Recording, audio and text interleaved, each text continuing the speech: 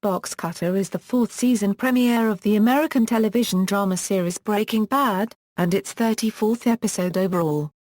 Written by series creator Vince Gilligan and directed by Adam Bernstein, Box Cutter originally aired on AMC in the United States on July 17, 2011. The narrative follows protagonist Walter White and his partner Jesse Pinkman as they face repercussions from drug kingpin Gustavo Fring for killing Gale during the previous season. Meanwhile, Skyler White breaks into her husband Walter's condominium to investigate his sudden disappearance, and Marie Schrader struggles to help Hank Schrader recover from his injuries. The episode marked the final regular performances of actors David Costabile and Jeremiah Bitsui as Gale and Victor. Gilligan considered changing the episode based on audience responses to the third season finale, Full Measure, on whether Gale would be killed or not, but ultimately decided against it. During a twist scene in Box Cutter, Gus slices his loyal henchman Victor's throat with a utility knife right before Walt and Jesse's eyes. Esposito said he was concerned about filming the scene without really hurting my spirit and my soul, and he concentrated so hard that he remained silent and focused during filming, rarely speaking to others on set. The scene was so bloody it made Cranston's daughter faint during a screening. A major theme of Box Cutter, and the entire fourth season, involved Walter's gradual change into a darker character who becomes more proactively violent and dangerous. The episode also illustrates Jesse's moral decline and feelings of guilt over his killing of Gale, and Skyler's growing involvement in Walter's illegal activities. The episode received positive reviews, and was watched by 2.58 million households, according to Nielsen Media Research.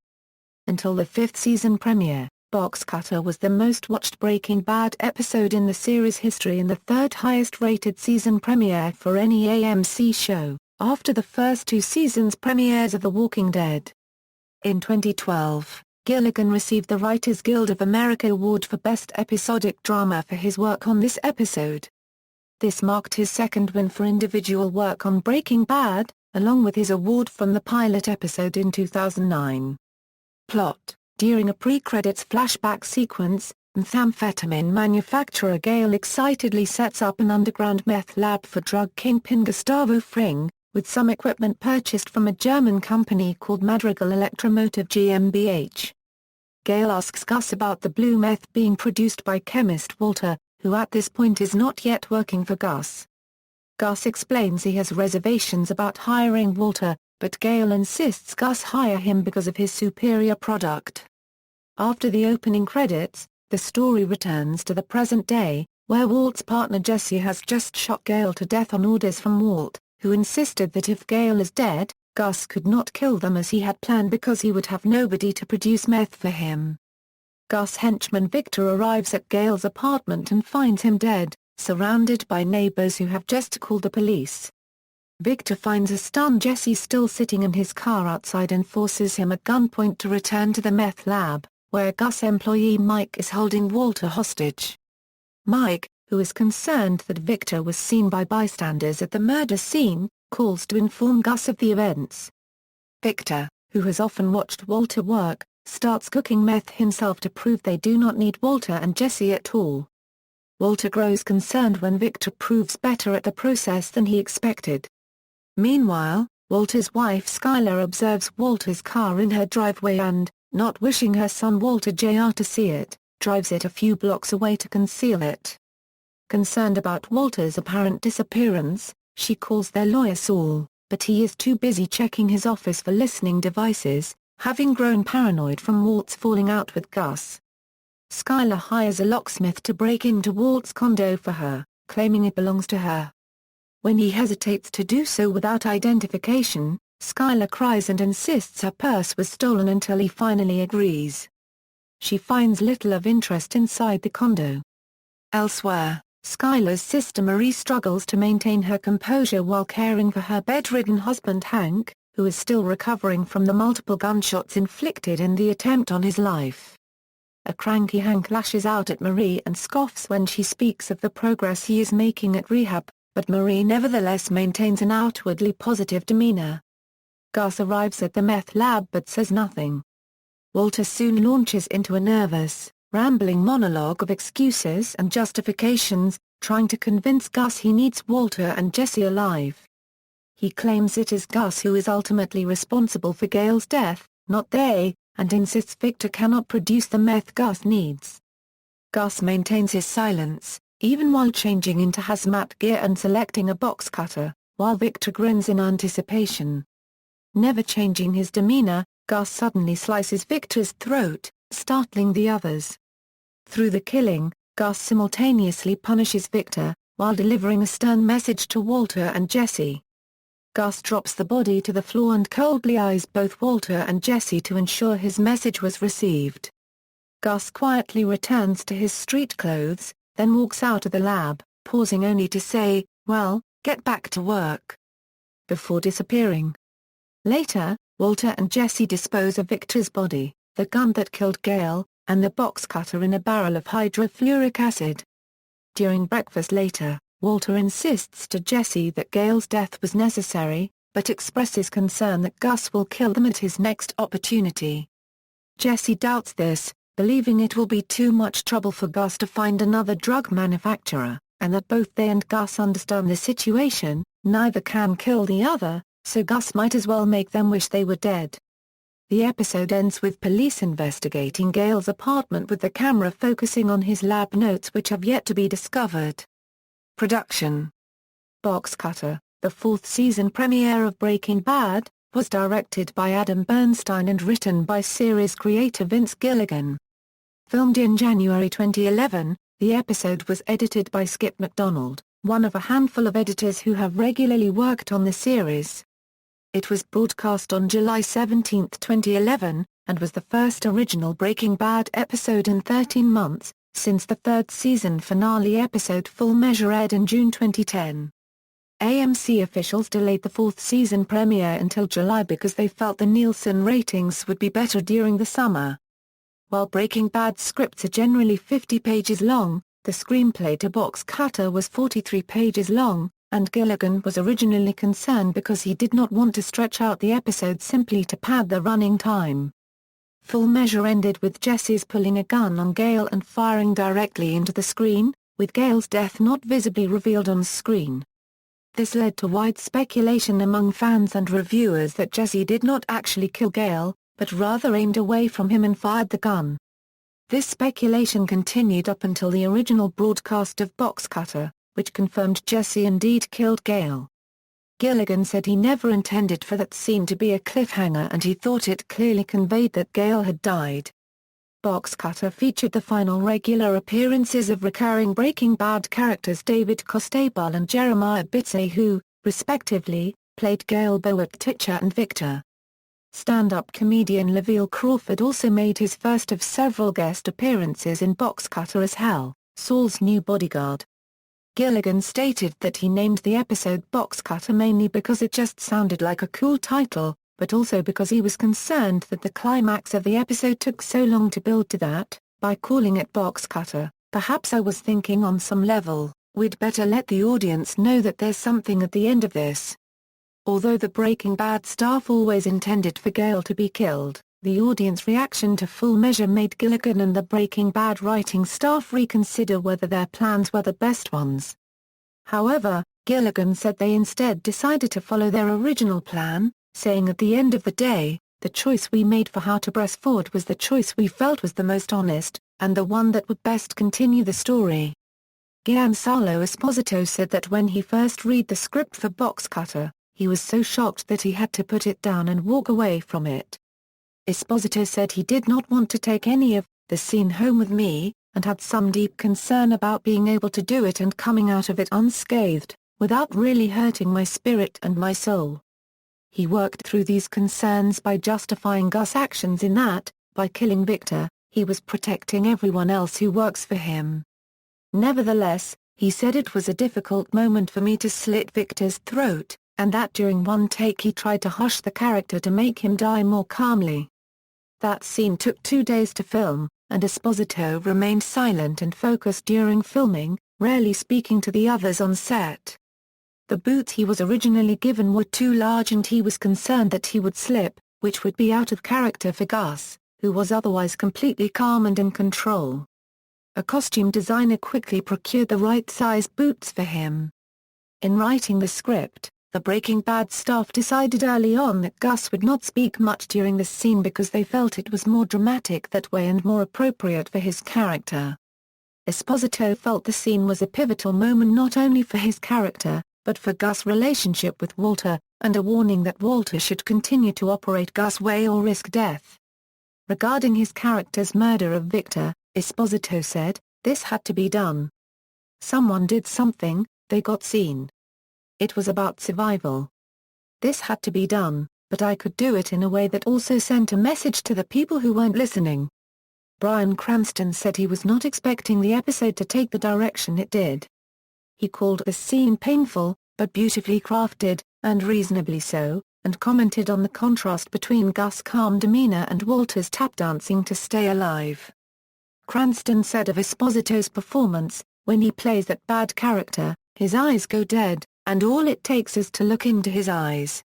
Gilligan said although Gus' actions in the scene were scripted, "You'd be surprised how little I talked to Giancarlo about how he played that part. This is a man with amazing instincts." A major theme of Boxcutter involves Walter's gradual change from an unwitting participant in a drug-dealing enterprise into a man more comfortable with a life of crime who embraces his darker side and becomes more proactively violent and dangerous.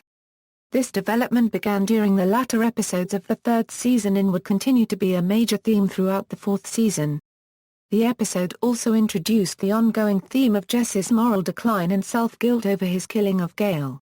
Aaron Paul said of this, "Jesse is much more raw this season.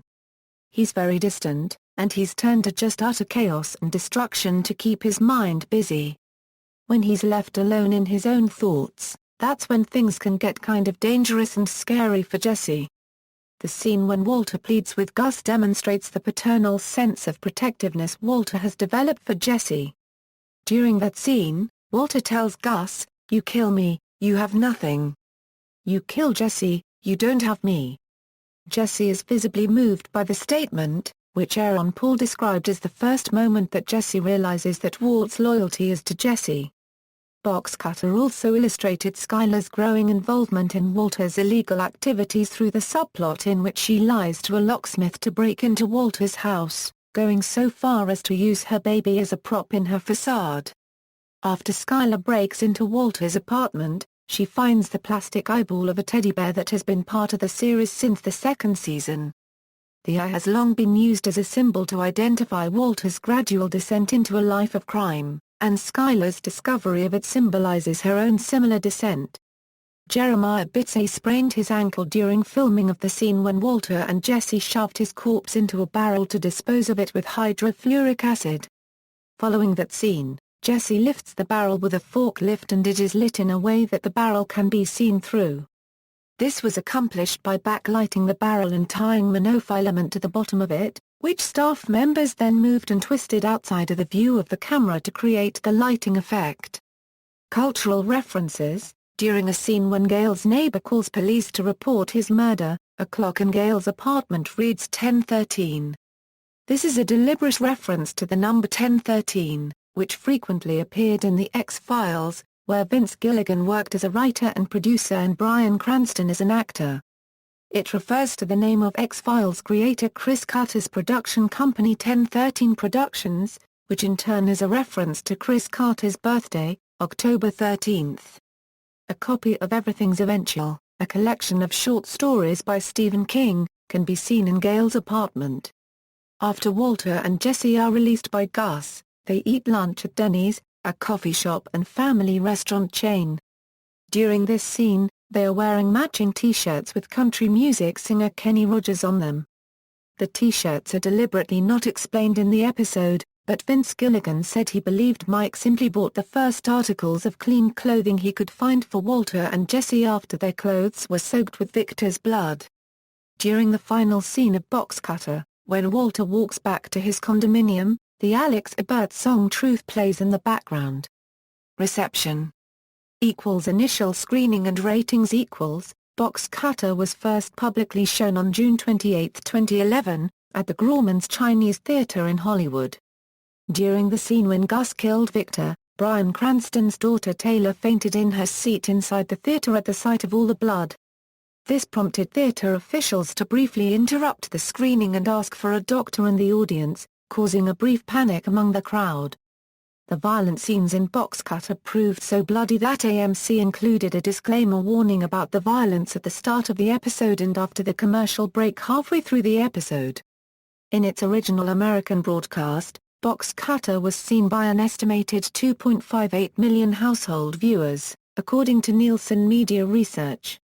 It was the most watched Breaking Bad episode in the series and the second highest rated season premiere for any AMC show, falling behind only the series premiere of The Walking Dead, which drew 5.3 million household viewers. It was also a 32% increase in viewership compared to the third season premiere, No Mas. Box Cutter performed especially strong with men between ages 18 and 34, among whom viewership was up 67% compared to the third season premiere. The episode was seen by 1.4 million household viewers in both the 18 to 49 and the 25 to 54 age groups, a 21% increase in the former group and a 26% increase in the latter. Reviews. Box Cutter received critical acclaim. Alan Sapinall of HitFix said that the episode demonstrated how effective the creators of Breaking Bad are at manipulating the emotions of their viewers. Sapinall described the story as remarkably simple, but the execution as extremely effective, and he called the amount of screen time dedicated to Gus calmly changing his clothes before and after killing Victor a move so ballsy and so brilliant I actually started giggling the second time they did it. Time magazine writer James Ponyazic said the episode demonstrated how effective Breaking Bad can be even with a minimal amount of dialogue, such as Gus' silence during his scene in the lab, and Jesse's wordlessness throughout the episode as he processed what he had done to Gale. He also praised the color scheme of the blood red meth lab as an illustrator of Walter and Jesse's descent into hell. Entertainment Weekly writer Ken Tucker said of the episode, its eloquent silences, its breathtaking pictorial compositions. These are pleasures that transcend 98% of television's usual attempts at dirty realism or fashionable pessimism. Kim Potts of TV Squad called Gus killing of Victor one of the more jarring scenes in Breaking Bad history. The Faster Times writer Craig McQuinn called it one of the most intense episodes I've ever seen, and said it solidified Gus standing as one of the greatest TV antagonists I've ever seen. Matt Zoller Seats of Salon.com compared the filmmaking in Box Cutter to that of works by Alfred Hitchcock and the Coen brothers, and called it the best example of television's ability to take an elastic approach to narrative and let certain incidents or moments expand to fill up most or all of an episode since The Suitcase, an episode of the television series Mad Men. Seth Meitin of IGN called it a minimalist, deliberately paced episode but said it was never boring due to the excellent acting, dialogue and suspense which illustrates just how quickly this show lost its innocence. He also said the subplots involving Skyler, Hank and Marie kept the episode's pace well. Los Angeles Times writer Todd Van Der Werf praised the performance of Aaron Paul despite his almost complete lack of dialogue throughout the episode, and felt the script raised interesting contrasts between Walt, who acts impulsively and rash while captured, and Gus, who seems calm and in control. However, he said it felt like Victor was killed rather than Walter or Jesse simply because the writers could not kill the two main protagonists. Michael Arbiter of Hollywood.com called it a great and intriguing way to start the season, and particularly praised Aaron Paul, who he said was phenomenal despite barely speaking any dialogue in the episode. However, he had mixed feelings about the Gus character's evolution from a behind-the-scenes criminal to a hands-on killer. Jessica Johnson of Time Out Chicago called it an exquisite exercise in tension that builds a slow crescendo of what looks to be an impressively strong season. Andy Evenberg of the Bucks County Courier-Times called it a great start for a show that just keeps getting better. He praised the dark humor that kept the tension of the show balanced, and particularly complimented the pre-credits scene and the ramifications it had for the show and its characters. Red Eye writer Kurt Wagner found that the cinematography, pacing and tension was so effective in Box Cutter, that I think I broke a sweat just watching. Paste magazine writer Brent Kurt praised the transformation of Walter, and said few other shows would risk making their protagonist so unlikable. Kelp called the climactic scene with Gus brilliant, and complimented the script for taking its time in building the tension. Matt Richenthal of TV Fanatic praised the episode for its effectiveness in scenes featuring little dialogue, particularly with Jesse and Gus, claiming, "No show does silence like Breaking Bad." He also complimented Cranston's desperate monologue while trying to convince Gus not to kill him, claiming it provided a deep insight into Walt's character and his inability to accept responsibility for his actions. Zap to It writer Rick Porter called the scene with Gus killing Victor a masterclass in building tension due to the strong writing, direction and acting, particularly by Esposito. Scott Wampler of Collider.com called it a fantastic, bloody, shocking season premiere, one of the best in the show's history. He particularly praised Esposito's performance and suggested it could make the actor worthy of contention for an Emmy Award. Black Book magazine writer Chris Money strongly praised Esposito's performance, and described his silence and calm during the climactic scene as one of the great recent moments of TV menace.